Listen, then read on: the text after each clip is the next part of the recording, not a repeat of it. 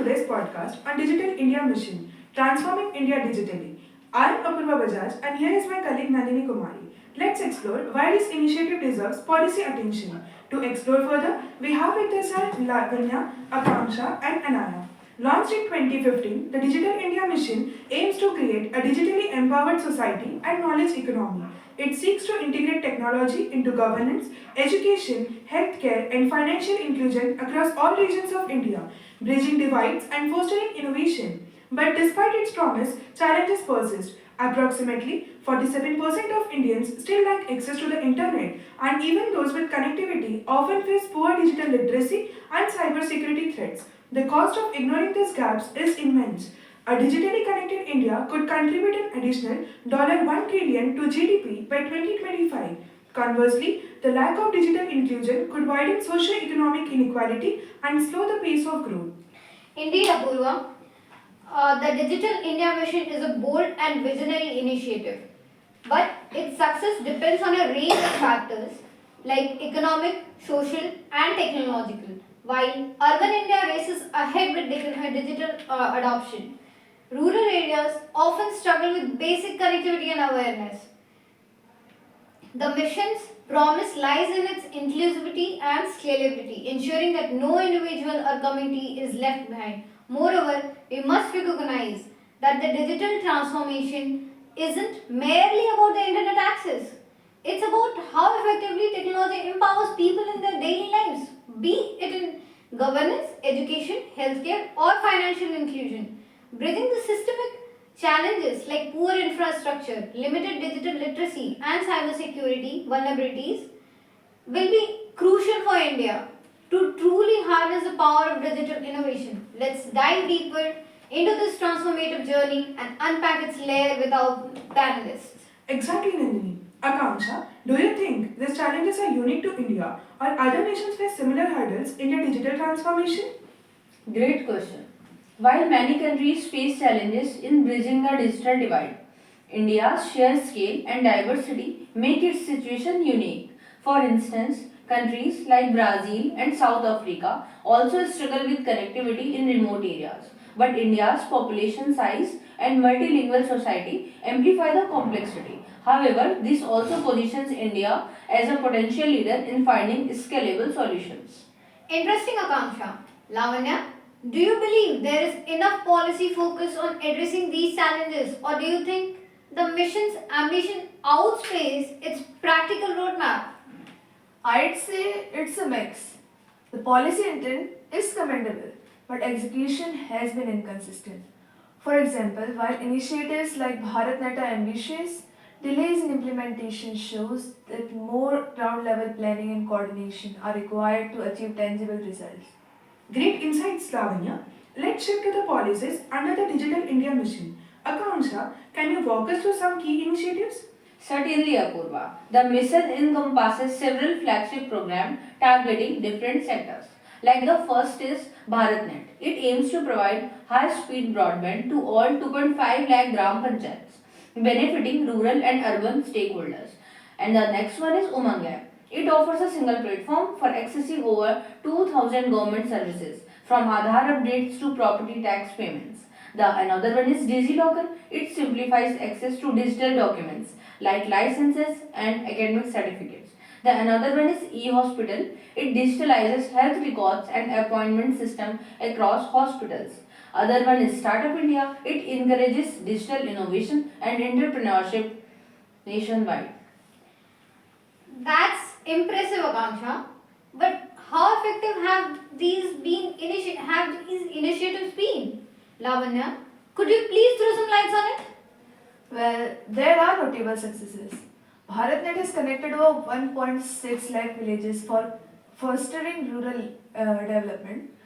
Umang app recorded 500 plus million transactions in 2023, reflecting growing adoption. DigiLocker has issued over 6 billion documents, reducing dependency on physical records. However, challenges remain. For instance, BharatNet faces delays in rollout, with many remote regions still unconnected. Urban users of often complain about usability and cybersecurity risks, limiting its potential. Thank you, Lavanya, for providing us the data insights. Anaya, how do you think these programs have impacted sectors like education and healthcare specifically? In education, platforms like ePathshala and Swayam, linked with the Digital India Mission, have revolutionized access to online learning. Students in remote areas can now access quality content. In healthcare, initiatives like e-hospitals and telemedicine service has been transformative, particularly during the pandemic. However, scaling these services remains a challenge due to uneven digitally literacy and connectivity. Great point, Anaya. But what about private sector involvement? Akanksha, do you see enough collaboration between government and private players to make this initiative successful? Nandini, actually private sector collaboration has been vital, especially in infrastructure projects like BharatNet, where telecom companies have co-invested. However, the partnership could be strengthened further, particularly in cybersecurity and app development to improve user experience and trust. Okay, Akanksha. Given these challenges, what recommendation would you all suggest to improve the mission's effectiveness? First, we need a targeted infrastructure push.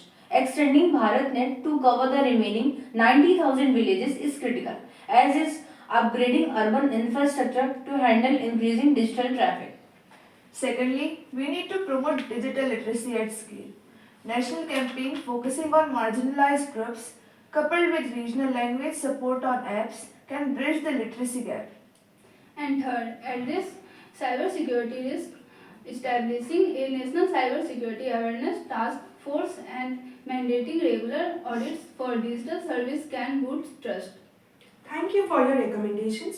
Anaya, you mentioned cybersecurity concerns earlier. Can you expand on how they could be addressed effectively? Sure, Apurva. Establishing a national cybersecurity awareness task force and mediating regular audits for digital service and essential. Moreover, educating users about basic online safety such as recognizing phishing scam can significantly reduce risk. Excellent suggestions, Anaya. How can these recommendations align with the mission's broader goals of inclusivity and empowerment? Lavanya, can you please give some insights? Well, they ensure inclusivity and efficiency. Infrastructure expansion ensures universal access, reducing urban to divide. Digital literacy enables effective utilization of e-governance, healthcare, and education services. Cybersecurity fosters trust, encouraging more users to adopt digital platforms. Yeah, that's great. Akanksha, are there international examples India can learn from to accelerate the mission's progress? Absolutely.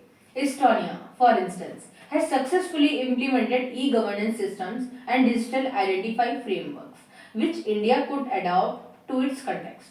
Similarly, Kenya's mobile banking revolution with M-Pesa offers lessons for financial inclusion in rural areas. Great insights, Akanksha. But what about implementation challenges? Anaya, could you elaborate some implementation challenges? Certainly, the key challenges include infrastructure gap. Despite process many regions, urban slums or remote rural areas lack basic connectivity. Second one, financial constraints. Funding allocation often falls short of missions ambitions. Uh, Third one is coordination issues. Poor collaboration between central, state, and private stakeholders slow progress. Another one is digital literacy. Millions, especially women and senior citizens, remain unable to use these digital tools effectively. And another one is cybersecurity concern. India saw a 400% increase in cyber attacks on digital service in 2023, eroding trust in digital platforms. As we have seen today, the Digital India Mission represents an ambitious push toward a digitally inclusive future. It had already made significant strides in areas like broadband connectivity, e-governance, and digital record keeping, but the road ahead requires collective effort and sustained commitment. By addressing the gaps we discussed infrastructure, literacy, and security, the mission can deliver on its promise of creating a truly empowered knowledge economy. Absolutely, Apurva. And it's worth emphasizing that digital transformation is a shared responsibility, not the solely responsibility. The government must lead with robust policies, but private players, local organizations, and the citizens themselves must also contribute. For instance, startups could innovate affordable solutions for rural connectivity while NGOs could drive grassroots awareness campaigns. Moreover, the digital journey is not static, it's evolving rapidly with advancements in AI, blockchain, and 5G technologies. India has the opportunity to set the global benchmarks in digital empowerment if it embraces these innovations wisely and inclusively. On that note, thank you to all our panelists, Lavanya, Akanksha, and Annaya, for their invaluable insights.